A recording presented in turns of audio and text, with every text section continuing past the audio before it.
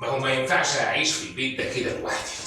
انا فهد الورداني، الساكن الجديد اللي انت مستنيه.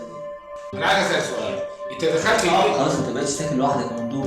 اول ما قربت من الشقه دي يا بيه شميت الريحه القافشه دي، جيت بلغت الحكومه على طول يا بيه. جريمة صعبة وحلوة قوي قوي ومدروسة ومعمولة، يعني قاتل مفكر قوي ومتمزج وهو بيعملها. انت مش ملاحظ حاجه غريبه في الجثه؟ بس واضح ان دي جريمه قتل دفع اتهام يعني.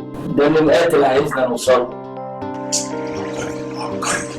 الدبله دي مضادها كانت السنه دي، واضح ان انت خاطر من شهور. ولسه التامين اللي اعمال حالي كانت علشان مجموعه تحف اثريه. حضرتك عايز ايه؟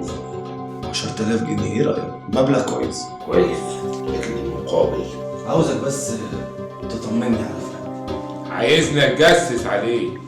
ما تكلمنيش بعد الساعة 11. بيقولوا التقرير المبدئي اللي عينه الدم ظهر، لقوا فيه فصيلتين دم. بص يا ممدوح، والحمام اللي على الشمال صح؟ هو اللي على الشمال. اسمي الاستاذ مندور. ايه؟ على الشمال. ماشي.